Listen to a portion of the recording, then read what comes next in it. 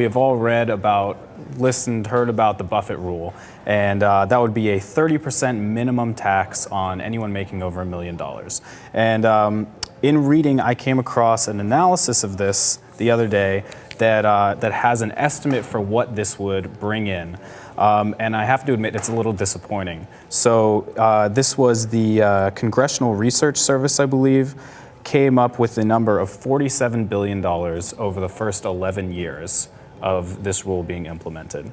So, $47 billion, a decent amount of money, but certainly not an enormous amount, especially when you stack it up against our national debt. So this reminded me of a piece that Robert Reich had written, detailing the extreme inequities that we have in total wealth in this country. And he makes the point that over 90% of all the financial assets, including stocks, pension fund holdings, are owned by the richest 10%. Does that include real estate as well? I believe so. It's total sort of net wealth. And then the top 1% actually holds 38% of all of that wealth. So that means the richest 400 or the wealthiest 400 individuals have more money to their name, I guess, than the bottom 150 million. So pretty stark. It's pretty stark. I mean, especially when you think we're a country that we're like 230 some odd years old now, 230 some odd years old, and we were founded basically to get away from royalty, get away from the landed gentry having all the power, all the money, all the wealth, everything. And it only took us about 200 and some, a few years to have our own aristocracy. To get it back right totally. away. Yeah. And so what Robert Reich brings up in this blog is there were two Yale professors that basically did an analysis on if you did a 2% surtax on the wealth of the richest 1/2 of 1%. So a 2% surtax on the wealth of the richest 1/2% in America? 1/2 of 1%. So that's people that have over $7.2 million in assets.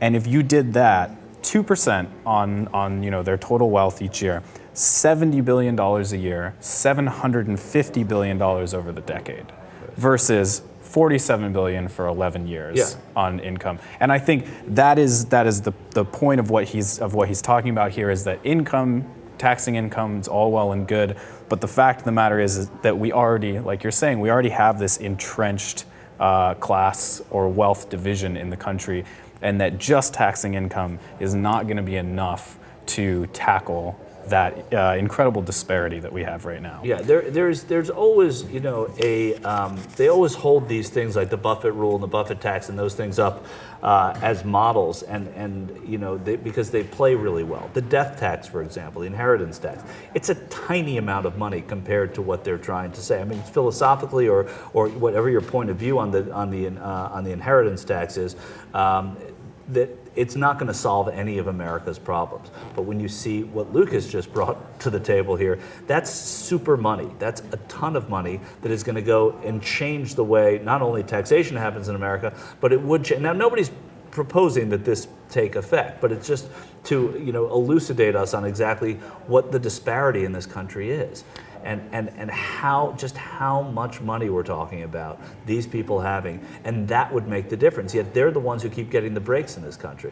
You're giving the 1% all the tax breaks, you're giving them all the loopholes, you're giving them all the opportunities to make money without having to pay their fair share, and that's sort of the spirit of the Buffett rule. So if you take it out, if you extrapolate it out and apply it to the richest 1/2 of 1%, then it starts to make a difference. Right. Well, and I think we see time and again that when you have a nation that is so stratified, it actually makes for a much more volatile economy, because you have a select few group of individuals that control such an enormous percentage of it that you get into things like speculation and we get bubbles. Right.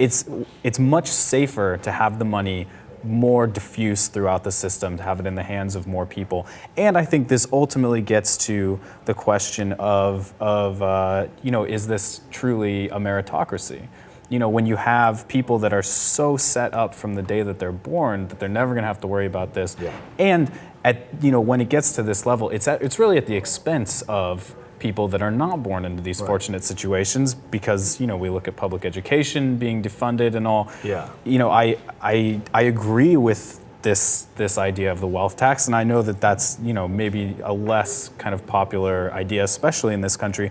But I think that it ultimately gets to the root of, are we going to have a society that you have a chance in, that you will be rewarded for your work, or are we going to have one where basically the family that you're born into determines 90% of what you're gonna do in life? Well, often it does. I mean, capitalism, by virtue of the fact that of what it is always going to make it more difficult for a meritocracy to happen and meritocrats to sort of rise up through capitalism.